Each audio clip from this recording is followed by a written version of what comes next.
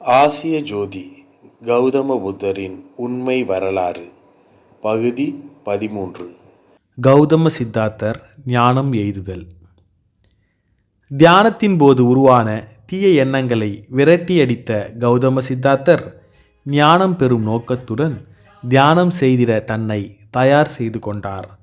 தியான காலத்தில் உண்பதற்காக 40 நாட்களுக்கு தேவையான உணவை சேமித்து வைத்திருந்தார். உணவை உண்டபின் தன்னை புத்துணர்வு செய்து கொண்டார். ஒரு மனிதனின் துன்பத்திற்கும் துயரத்திற்கும் காரணம் எது? அந்த துயரத்தை எப்படி நீக்குவது? இந்த 2 வினாக்களுக்கு விடை தேடியே அவர் தியானம் மேற்கொண்டார்.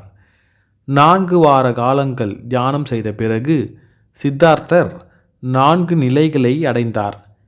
தன் மனதில் எழுந்த அந்த 2 கேள்விகளுக்கும் சரியான பதிலளிக்கும் ஞானத்தை பெற்றார். 4ஆம் வார இறுதி நாள் இரவில் உலகிற்கு வழிகாட்டும் அறிவு ஒளி அவருள் ஒளிர்ந்தது. உலகத்தில் மனித குலத்திற்கு இருக்கும் சிக்கல்கள் 2 தான் என அவர் உணர்ந்தார். முதலாவது, உலகில் துன்பமும் துயரமும் உண்டு என்பது.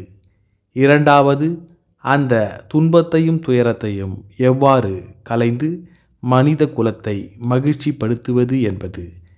இவ்விரண்டிற்குமான சம்மபோதி என்று அழைக்கப்பட்ட சரியான பாதையை சித்தார்த்தர் கண்டறிந்தார். அரச மரத்தின் அடியில் அமர்ந்து சம்மபோதியை அவர் அடைந்ததினால்தான் அந்த மரத்திற்கு போதி மரம் என்று பெயர் வந்தது. கௌதம சித்தார்த்தர் சரியான ஞானத்தை பெற்றதினால் உலகத்தின் இருள் அகன்றது, ஒளி எழுந்தது, அறியாமை விலகியது, அறிவு எழுச்சியுற்றது.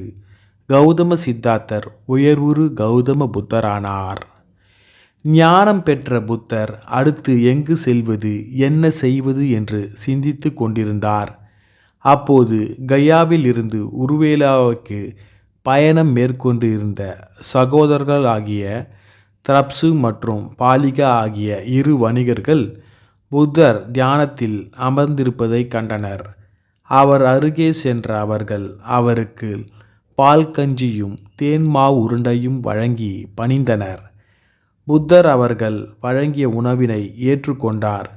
ஞானம் அடைந்த பின் புத்தர் ஏற்றுக்கொண்ட முதல் உணவு அதுதான் என்று புத்தஜாத கதைகள் கூறுகின்றது.